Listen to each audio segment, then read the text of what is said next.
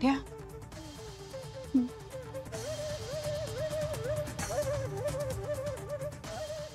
पिंट्या पिंट्या नाही, पिंट्या नाही.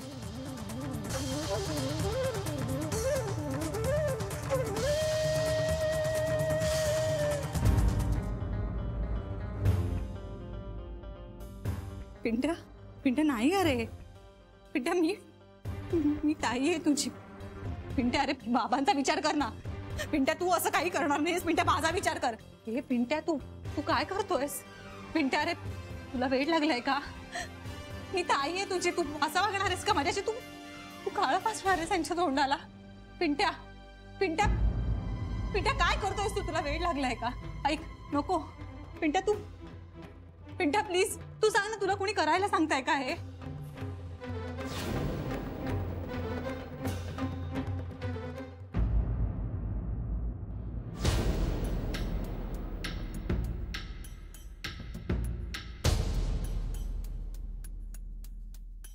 ओ लीडर साहेब, आता तुम्हीच ठरवा आधी कोणते, गोखले साहेब का भागीरथी मॅडम?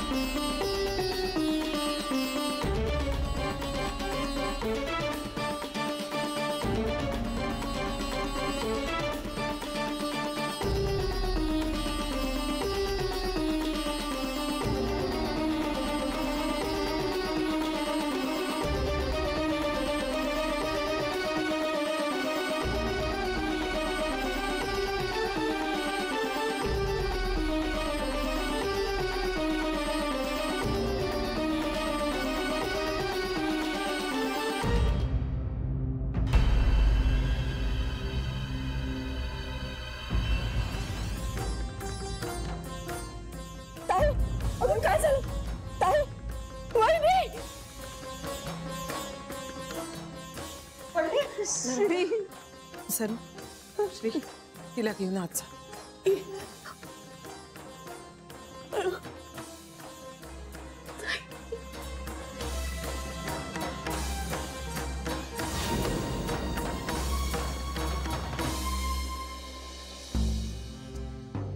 पांडुरंगा, माझ्या पिंट्यावरचं अरिष्ट टळू दे रे बाबा. त्याला सद्बुद्धी दे.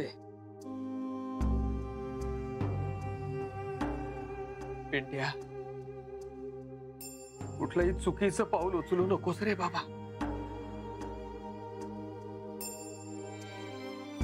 विठ्ठला,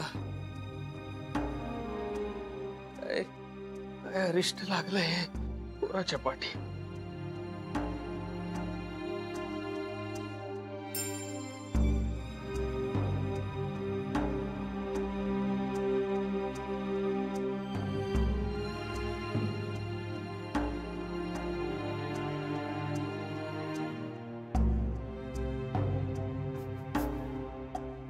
जानूला परत फोन करून बघावा का? ती बोलेल पिंट्याशी. पिंट्या नक्की ऐकेल तिचं. ताई म्हणजे देव आहे त्याच्यासाठी. जानूला परत फोन करावाच.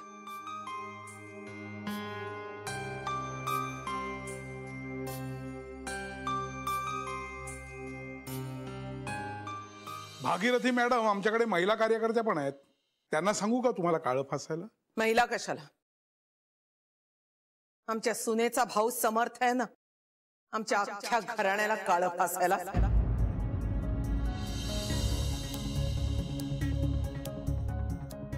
तू श्रीच्या तोंडाला नाही, माझ्या आत्म्याला काळं फासलेस.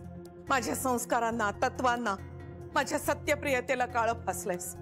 आपल्या नात्याला, आपल्या विश्वासाला काळं फासलेस. हे तर परकेच आहेत रे. यांनी भावना दुखावल्या म्हणून केलेलं अखंड तांडव क्षम्य नसलं तरी विसरता येईल, कारण त्यांच्याशी माझं काहीही घेणं देणं नाहीये. पण तुझ्या घराशी आमचं घर जोडलं गेलं होतं. सगळे दोष, सगळ्या गुन्ह्यांकडे डोळे झाक करून आपण नातं मोठं केलं होतं. पण आज काय केलंस तू त्या नात्याचं? तुमच्या आमच्यातलं सगळं संपलंय. आज तू माझ्यासाठी फक्त या सगळ्याचा सूत्रधार आहेस आणि तुला शासन केल्याशिवाय मी गप्प बसणार नाही.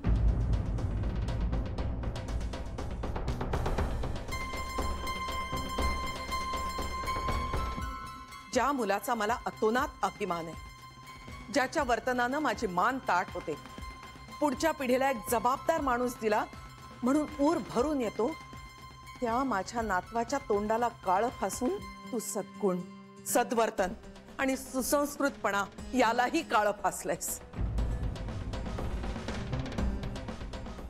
तुझ्या भावना दुखावल्या गेल्यात की नाही मला माहिती नाही, पण आज तू जे केलंयस त्यानं इतका मोठा घाव आमच्या आत्म्याला दिलायस की याच जन्मात तर सोड, पुढच्या अनेक जन्मात मी तुला माफ करू शकणार नाही.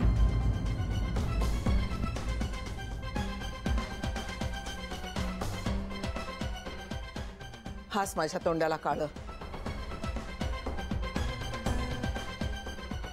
नात्यात तर पराभूत केलंस तू,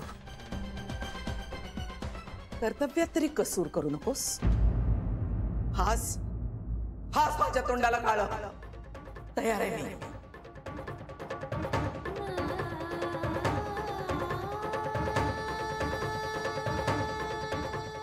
लीडर साहेब, कार्यकर्त्यांना आपली खाजगी बाब बाजूला ठेवायची असते. चला व्हा पुढे. अहो आई साहेब, महिला कार्यकर्त्यांच्या हास्य नको म्हणतायत, तुम्हीच उरकून टाका कार्यक्रम. आपलं ध्येय लक्षात ठेवा. आपण हे सगळं का करतोय हे आठवा.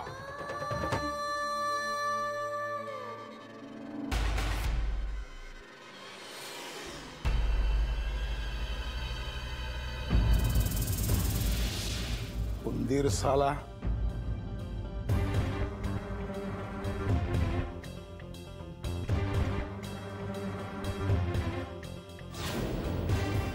मोठा लीडर व्हायला निघाला होता.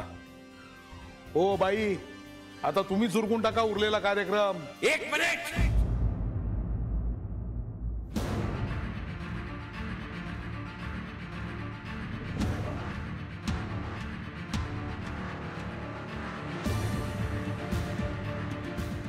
बाई थांबा. ए सांग त्यांना थांबायला, नाही तर गाठ माझ्याशी आहे. आईच्या तोंडाला काळं फासायचं नाही. मी सांगतोय ना, नाही म्हणजे नाही.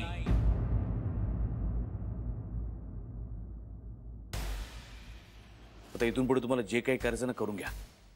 चल निघा, चल आउट.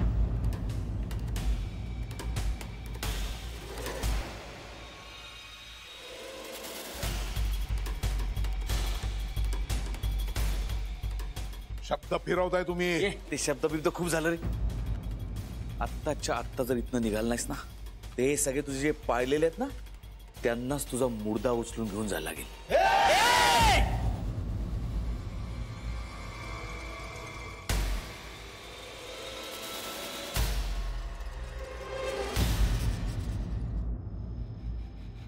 सभ्यपणे वागतोय ना तोपर्यंतच निघायचं. चल. खूप मोठी किंमत मोजावी लागेल तुम्हाला. फार महागात पडेल. जा रे. स्वस्त गोष्टींचा शौक ठेवतच नाही आम्ही. चल निघ, चल. चला रे.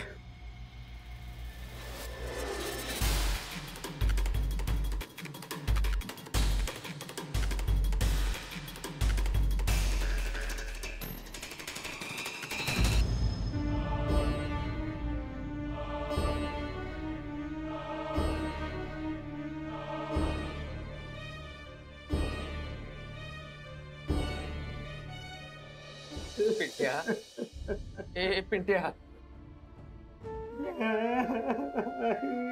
ए सोन्या, ए बाळा, काय झालंय पिंट्या? रडू नको रडू नको रडू नको. हो बघा ना असं काय करतोय हा. पिंट्या अरे काय झालं? तू रडू नकोस आधी. शांत हो, शांत हो. हे बघ तू बोलला नाहीस तर आम्हाला कसं कळणार काय झालं. नोकरीच्या बाबतीत काही झालंय का? होऊ दे, आपण पुन्हा प्रयत्न करू. पिंट्या मी काही बोलणार नाही तुला नोकरी सोडलीस म्हणून. दुसरी मिळेल तुला. असं रडू नकोस पण तू. हे बघ पिंट्या, आपली माणसं सोबत असतात ना तेव्हा असं घाबरायचं नसतं बाळा. अरे आम्ही आहोत, ताई आहे तुझी, तिच्या सासरची माणसं आहे. अरे तू रडू नकोस आधी पिंट्या, शांत हो. बघू कुठलाही बाप आपल्या पोराला असं खचलेलं बघू शकत नाही. तू शांत. मी बघ मी काहीही करेन पण तू शांत राहा, खचून जाऊ नकोस. आपण एक करूया राजा, एक करूया. आपण जानूताईला फोन करूया. नाही आई ताई ताईला हो नाही करत आम्ही ताईला फोन, पण तू शांत हो आधी. काय केलं नाही करत तिला फोन.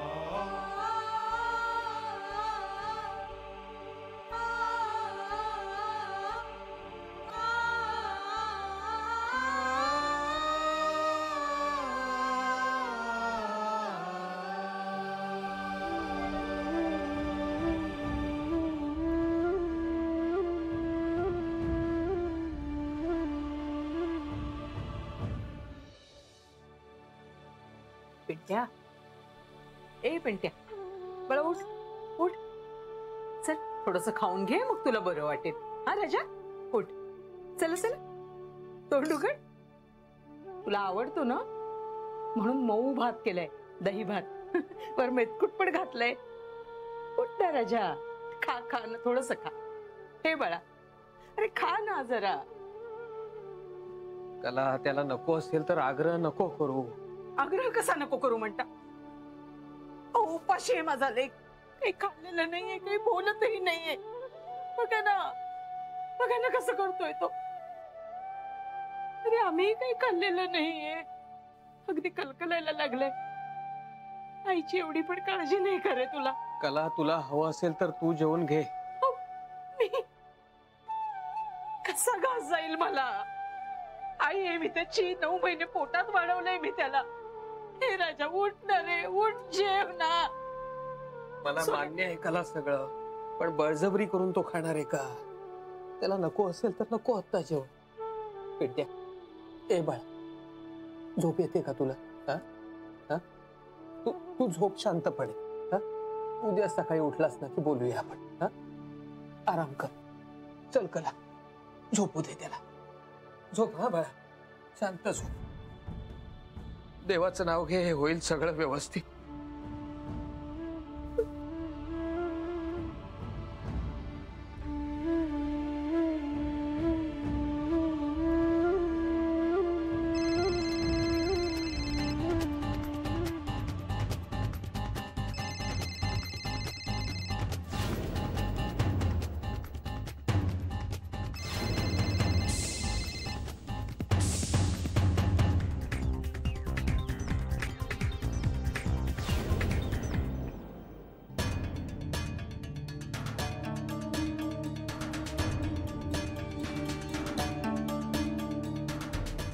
अहो शरे शरे रडू नकोस ना ग. काय झालंय हे इंदू वहिनी? काय झालंय हे इंदू वहिनी? आता हे दृश्य कधीतरी आपल्या डोळ्यासमोरून जाणार आहे का हो? नाही हलणार. या जन्मी तरी ते शक्य नाही. आपल्या श्रीला कुणीतरी नाही ग. कुणीतरी असताना तर एक शक्यता म्हणून मान्य केलं असतं आपण. ते जगात असतात अशी दुष्ट माणसं, वागतात अशी, असं पटलं असतं आपल्याला. पण कुणीतरी नव्हता तो. जान्हवीचा भाऊ होता, आपल्या सुनेचा भाऊ. त्यानं का केलं असेल असं? तेच तर ना, त्याने असं का केलं? दुसरं कुणीही असतं ना तरी इतकाच संताप झाला असता, पण इतकं वाईट नसतं वाटलं. आपल्यातलंच कुणीतरी असं करावं. भीषण आहे हे. त्या सगळ्या घरातच प्रॉब्लेम आहे. आई ती तशी आणि भाऊ हा असा. एरवी म्हणत असते ना जान्हवी की आमच्या भावा बहिणीचं नातं खूप छान आहे, संबंध चांगले आहेत. हे असे चांगले संबंध आहेत? मला कमाल वाटते.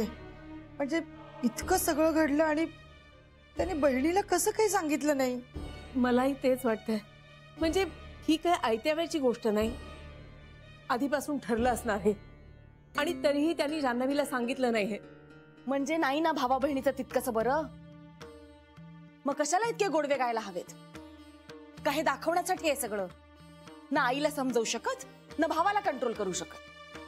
आपलीच माणसं आपलं ऐकत नाही, कशाला जगाला अक्कल शिकवायला जायचं? बेबी हे बघ. कांता प्लीज, आता माझ्या समोर श्री सोडल्यास दुसऱ्या कुणाचीही बाजू घेऊन बोलायचं नाही. मला ते अजिबात सहन होणार नाही. जान्हवीचा भाऊ सपशेल चुकलेला आहे. हो ना, पाप घडले त्याच्या हातून. देव सुद्धा कशी क्षमा करेल त्याला? एक्झॅक्टली. पाप केलाय, गुन्हा केलाय त्यांनी. काय वाटेल ते म्हणा, पण जान्हवीनी त्याला आवरायला हवंच होतं. श्रीच्या चेहऱ्याला काळं फासायला आलेला तो हात जान्हवीनी थांबायला हवा होता. स्वतःच्या भावाचा होता तरी सुद्धा. त्या स्थितीतही श्री शहाण्यासारखा वागला. समोर पिंट्या होता म्हणून त्याने शांतपणे सगळं करू दिलं. त्यानेही आणि जान्हवीनेही करू दिलं भावाला सगळं. श्री सारखा वागला, पण जान्हवी सारखं नाही वागली. अरे तुम्ही सगळे जान्हवीला का आवडता यात? तिचा काय दोष आहे या सगळ्यात? मग या सगळ्यात श्रीचा तरी काय दोष आहे?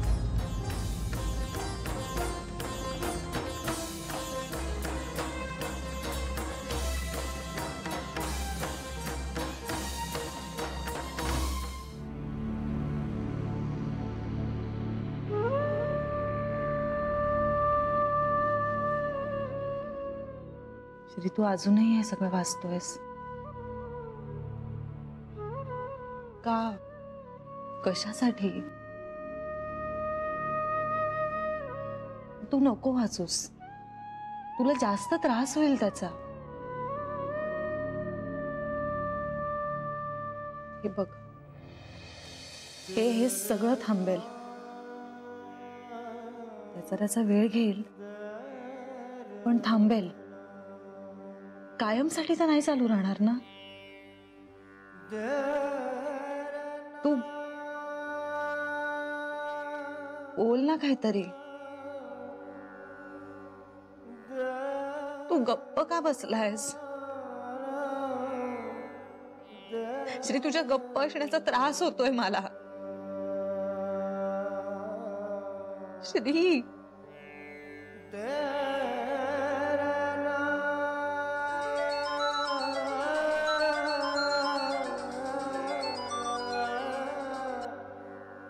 अरे गोखल्या, मस्ती आली का तुला?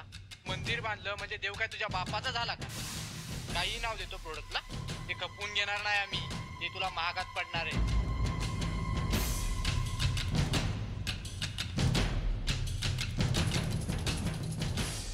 काय झालं श्री? कोणाचा फोन होता? अरे काहीतरी बोल ना माझ्याशी.